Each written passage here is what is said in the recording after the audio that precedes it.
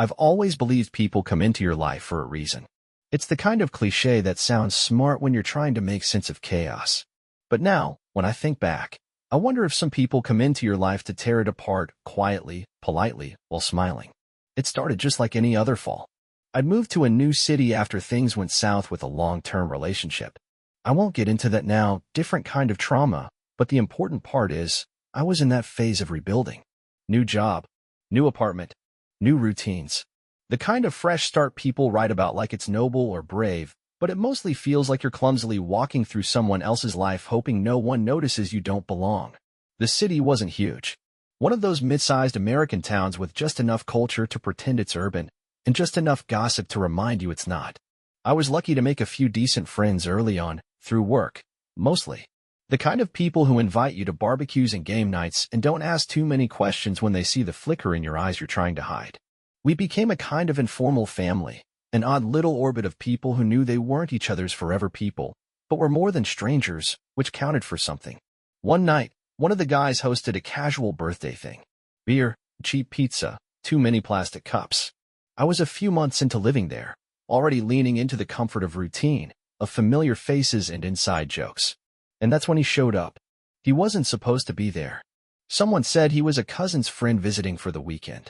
Someone else said he'd just moved into town and kind of tagged along with another guest. I don't think anyone really knew for sure.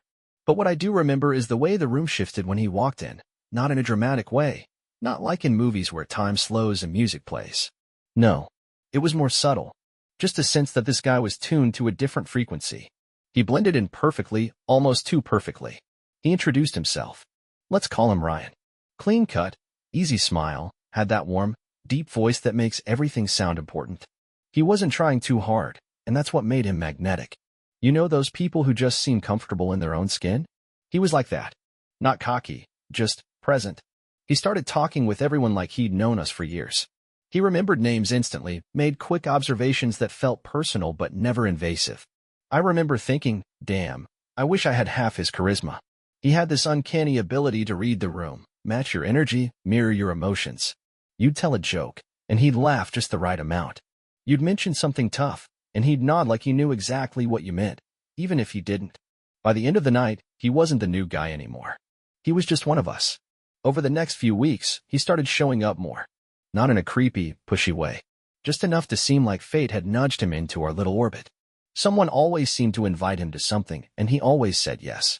Happy hours, hikes, impromptu movie nights. You name it. He became a fixture. And I won't lie, I liked having him around. He was interesting. He listened more than he spoke, which made the things he did say feel like gold.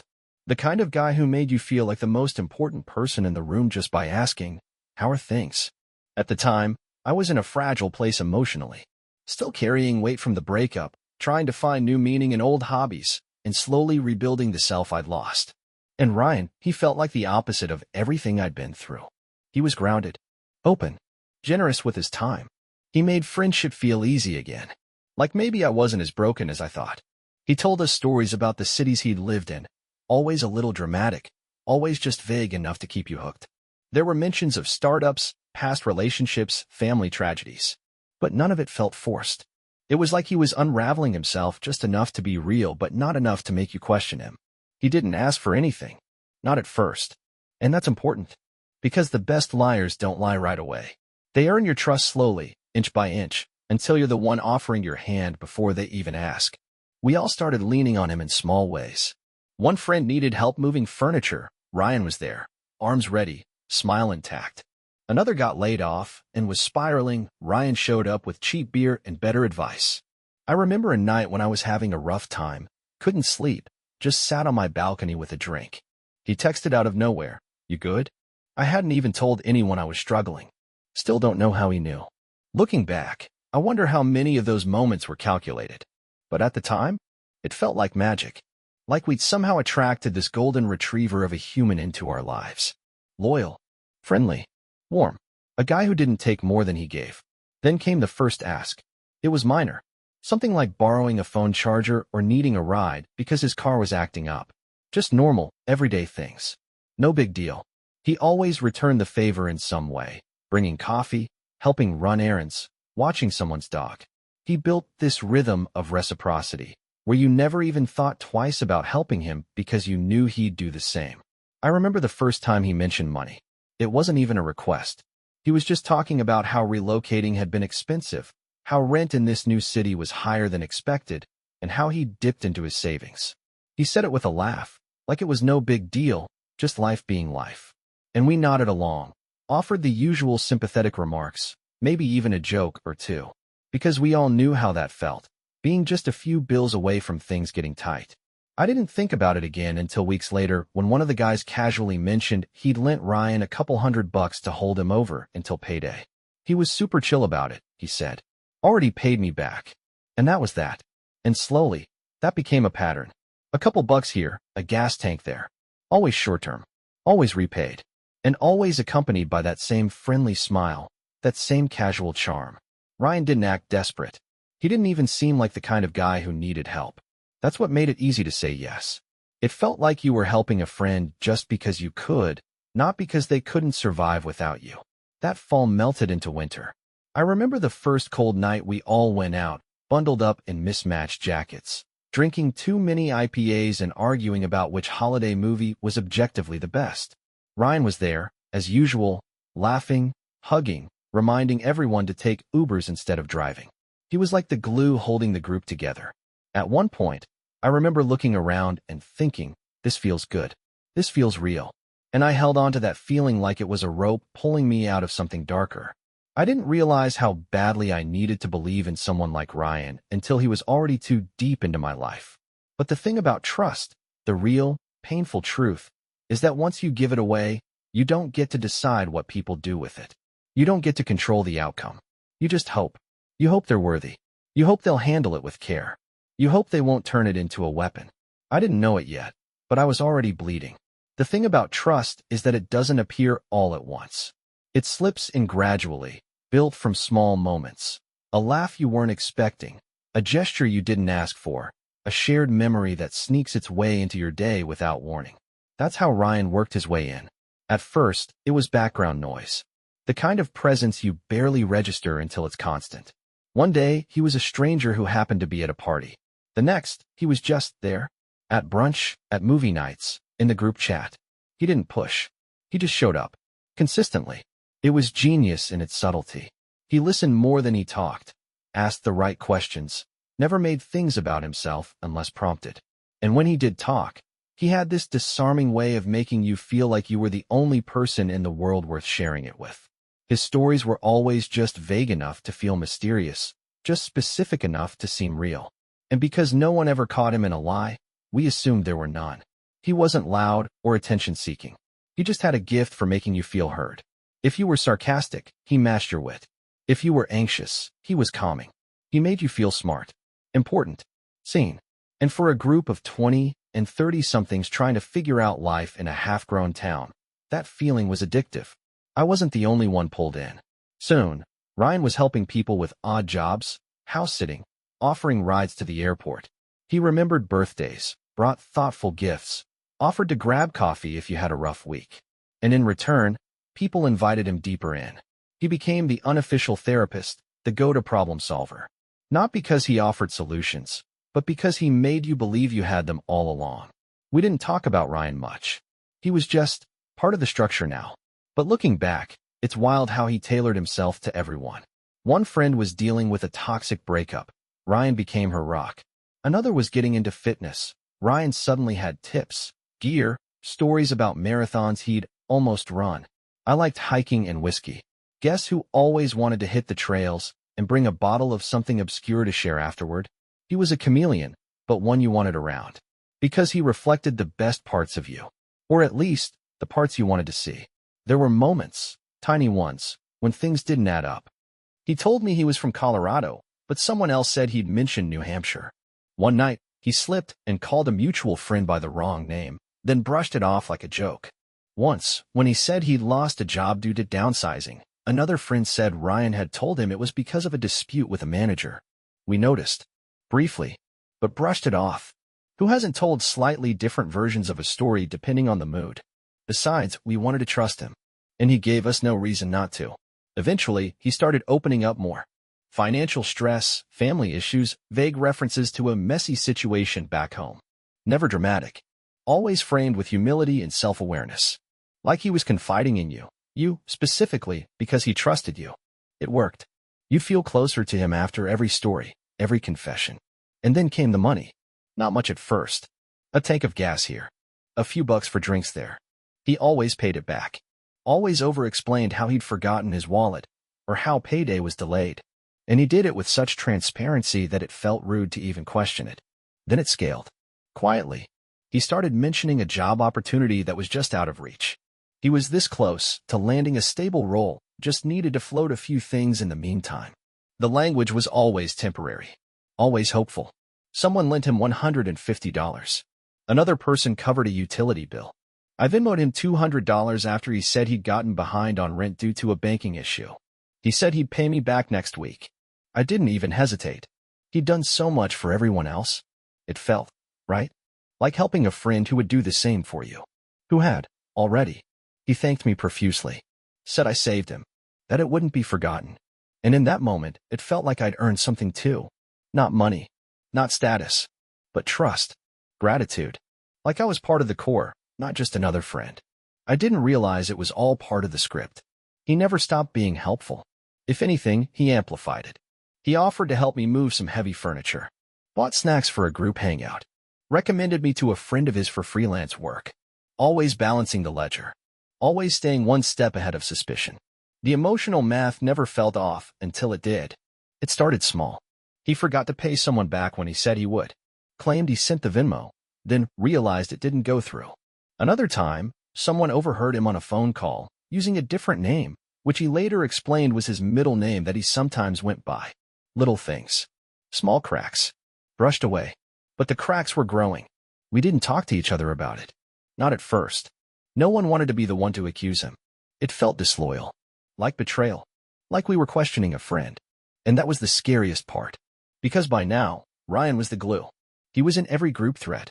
He was the first to comment on someone's bad day, the one sending just checking in texts when you went quiet for a while. He was the reason we all still hung out regularly. He kept us together. So when he told someone he needed to borrow $500 for just a few days, they said yes. And when he asked me a week later for $700, more than I'd ever lent anyone in my life, I didn't even blink. I wired it. No hesitation. Because I trusted him. Because by then, Ryan wasn't just like one of us. He was better than most of us. Or so we thought. There's something dangerous about people who always know exactly what to say. Ryan had that skill. A natural ability to land words like tiny darts to the heart, not with force, but precision. He made you feel seen, understood, necessary. That's how he kept us close. Even when there were signs, little contradictions in his stories, they didn't register the way they should have. One week he'd talk about growing up in Colorado. The next he was sharing memories that only made sense if he'd been raised on the East Coast. We joked about it. Maybe he moved around a lot. Maybe he's just forgetful. We laughed it off. Because it's easier to excuse someone you care about than admit they're lying. He didn't ask for things outright. That was his genius. He'd mention stress. Money being tight. Car trouble. A job offer just out of reach. And before you knew it, someone, usually you, was offering to help. And Ryan always said the right thing in return. You didn't have to do that. I won't forget this. You're the only person I trust with this. That last one got me more than once. The emotional reward felt real. Every time I helped him, it felt like I was helping us. The group. Our bond. He made loyalty feel sacred, and betrayal, even mild suspicion, feel like a sin. So when he missed a repayment date for the first time, I didn't push. He apologized quickly. Told me a bank transfer had failed. Can I get it to you next Friday? Sure, of course. No big deal. The thing is, he always had an explanation. Always layered with just enough vulnerability that questioning it made you feel cold. Inhuman. Like, how could you doubt someone who's clearly just trying to stay afloat? But the asks got bigger. $200 became $500. A few days became weeks. One time, he told me, I hate asking you again, but I really don't know who else I can turn to. And there it was the hook. The appeal to trust. The gentle guilt. I sent him the money. And I wasn't alone. Quietly, behind the scenes, he was doing the same thing to others in our group. We didn't know it then. We weren't comparing notes. Ryan made sure of that. He kept every relationship just separate enough that no one had the full picture. To each of us, he was a little different, tailored to what we needed. He made you feel like you were his person, the one he counted on most, his confidant. He said all the right things. But things started to crack. I noticed the same message he'd once sent me, word for word, on another friend's phone. Something like, "You've always believed in me. That means more than you know." At first, I thought it was a coincidence. Then, I started replaying old conversations, old texts. The patterns emerged. Still, I kept quiet. Why? Because if he was lying, then I'd been stupid. Then all the money, all the time, all the emotion, it was all on me. And that was harder to admit than the lie itself. One day, at a friend's place, I caught two others talking in hushed tones. They stopped when I entered the room, but their eyes gave it away. Doubt had entered the group. Ryan felt it too. He left early, saying he had something to take care of. The next day, I got a message. "Hey, are we good? Felt a little weird yesterday. I care about this friendship more than I probably say. If I ever crossed a line, I'd want to know." He made me feel guilty for suspecting anything. Again, that was the last time I gave him money. The next week, someone finally said it out loud. "Has Ryan paid you back?" That question spread like wildfire. Quietly, nervously, we all started comparing notes. Different stories. Same structure. Delayed payments. Excuses. Kind words. Promises. It hit like a cold slap. We were being played. He wasn't just borrowing money. He was rotating it. Taking from one to pay back another. A shell game of trust. And we had no idea who was next. All I could think was, how did I fall for this? But that's the thing about people like Ryan. They don't just steal your money. They steal your ability to trust your own instincts. And he was very, very good at it. The thing about falling for a lie is that, for a while, it feels exactly like the truth. And by the time it doesn't, you're already in too deep. After that first real confrontation, the moment someone finally asked, "Has Ryan paid you back yet?" things started slipping fast.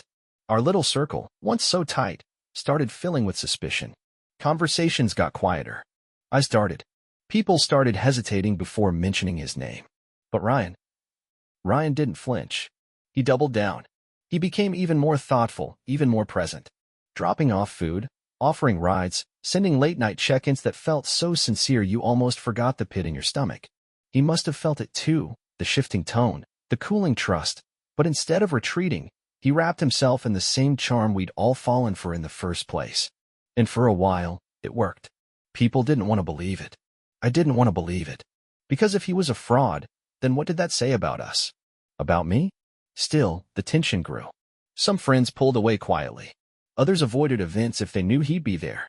But no one said anything directly. Not yet. Until the day he asked for the big favor. It came on a Tuesday, one of those gray, too quiet afternoons where your phone buzz feels louder than it should. He sent a message. "Hey, can we talk? Just need a little help. It's urgent." I felt it in my chest before I even opened the full text. He told me he was behind on rent, not a little, but significantly. His landlord had given him a warning. He just needed $1,200 to hold things together until a new job check cleared. 2 weeks tops. That's what he said. I sat staring at my screen. I knew something was wrong. Every cell in my body was screaming it. But guilt is a powerful thing. It sounds like he's never actually hurt me. He's just struggling. It whispers, "You've helped before. What's different now?" What was different was me. I didn't say yes, but I didn't say no either. I stalled. Told him I had to check my own finances. Said I'd get back to him. He responded immediately, all understanding and patience. "Totally get it. Appreciate you even considering it." I didn't sleep that night. Not because of the money, but because I realized how far I'd let this go. How much trust I'd handed over, how little I'd questioned it. I wasn't angry. Not yet. Just hollow. The next day, I reached out to a few others. Quietly. Carefully. And it all unraveled. One friend had given him $400 just 2 days before, for groceries and gas. Another had spotted him $600 the week prior, for overdraft issues. A third still hadn't been repaid from a month earlier. And suddenly, we were all saying the same sentence. I thought it was just me. That night, we met without him. Sat in someone's living room with takeout and receipts, piecing together the timeline. The overlaps. The numbers. He hadn't just been lying. He'd been cycling money between us, using each new favor to patch up the last. No job ever came through. No apartment crisis was real. The emotional intimacy he'd built with each of us was strategic. He had a different version of himself for everyone, and we all believed we had the real one. But none of us did. It felt like grief. Like losing a person who never existed in the first place. We didn't know what to do. Do you call him out? Cut him off? Go to the police? What's the protocol for being emotionally conned by someone who never technically stole anything, who got everything through kindness, persuasion, and charm? I didn't have the answer, but I knew I couldn't give him $1 more. Not because I didn't care, but because caring was the trap. So I texted him. I said, "Hey, I can't help you this time. I hope things work out, but I'm not in a place to support anyone financially right now." He replied within seconds. "Totally understand. No hard feelings. You've already done more than enough. I'll be okay." All the right words, as always.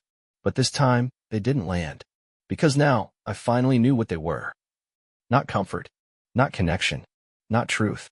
Just tools. Polished, practiced, expertly used tools. He was just gone. No warning. No goodbye. Just silence. It happened like this.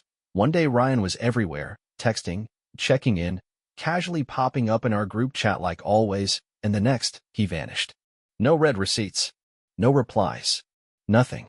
We waited. We gave him the benefit of the doubt. Maybe he lost his phone. Maybe there was an emergency. Maybe, and this is the one we wanted to believe, he was embarrassed. Maybe he'd realized we were starting to talk, starting to compare notes, and it scared him. Because deep down, we still didn't want to believe he was a fraud. Even after the mystery payments. Even after the conflicting stories. Even after we finally confronted the truth between ourselves, that none of us really knew who Ryan was, we still held out a sliver of hope that there was a reason. A real one. Something that made sense. But the longer the silence stretched, the more absurd that hope felt. Then came the call. It wasn't from Ryan. It was from a number none of us recognized. An older woman, soft voice, confused. She said she'd found a business card with one of our friend's numbers written on the back. It had been left behind in a rental unit her son managed. In another state. Ryan's name wasn't on the lease, she said. But the guy who lived there for a few weeks, he matched our description. She didn't know where he went. One day he just left, didn't return the keys. There was some trash, a few old clothes, and nothing else. Gone. That's when it sank in. It wasn't just that he had disappeared. It was that he'd always been planning to. Everything started to click. The vague stories. The overlapping lies. The emotional precision. He had done this before. Probably many times. Moved into a new city, embedded himself into a group, bled them slowly, then vanished before the rot showed. We were just the latest stop. And God, that realization hurt more than the money. It was like grieving someone who never existed.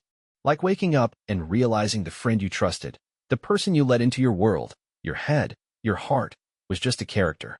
A performance. There wasn't a single person in our group who didn't feel sick about it. Some people got angry. Others went numb. I didn't do either. I broke.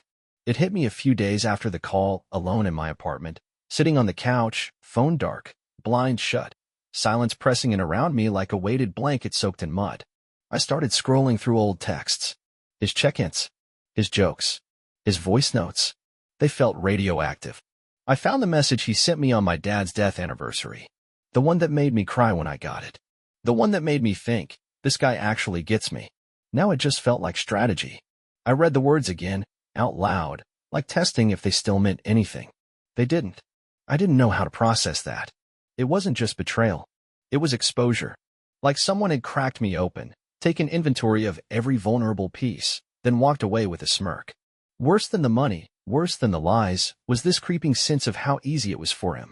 He didn't take months to warm us up. He didn't need to beg. We wanted him close. We invited him in. We gave him everything. And in return, he gave us nothing. Just borrowed personalities and fake empathy. It made me question everything. Was I too trusting? Too desperate? Too naive? I started replaying the past few months over and over, trying to pinpoint the exact moment it all turned. Was it that weird offhand comment about his job? The duplicate message he'd sent two of us? The time he bailed early and looked almost nervous? Every time I thought I found the answer, another memory would pop up and cast out. Because the truth is, I wanted to believe in him. We all did. And that's what people like Ryan count on. Not just our kindness. Our hope. They know exactly how badly people want connection. How deep our need runs to feel useful, to feel special, to feel needed. And they use it like currency. That's the real con. Not the money. The intimacy. He took pieces of us we weren't ready to give to anyone else, then weaponized them. After he disappeared, I stopped reaching out to friends for a while. I felt ashamed. Embarrassed. Like I was the idiot who should have known better. The guy who let everyone else get pulled in because I vouched for him so many times. But that guilt wasn't mine to carry. I know that now. At the time, though, it sat on my chest like an anchor. Weeks passed. Eventually, we all talked again. The group. What was left of it? We shared more pieces of the puzzle, realizing just how many stories Ryan had spun. He borrowed different amounts from different people. Some he paid back partially, others not at all. Some he ghosted sooner, others he strung along longer. It was like he had a spreadsheet in his head. He'd even pitted some of us against each other in subtle ways. Made one person feel like another was judging them. Created mini rifts that kept us from communicating clearly. Classic divide and conquer. There was some talk of going to the cops, but we had nothing solid. No written agreements. No actual theft. Just a trail of manipulated goodwill and emotional damage. It wasn't illegal. Just cruel. Eventually, we let it go. Not because we forgave him, but because holding on to that poison wasn't going to help any of us. But I'll tell you what stayed. The doubt. It creeps in every time someone new is kind to me. Every time I meet someone who seems too good, too thoughtful, too in sync. There's a little voice now that says, "Are you sure? Are you absolutely sure this one's real?" And that's the worst thing Ryan left behind. Not the debt. Not the memory. But the erosion of trust.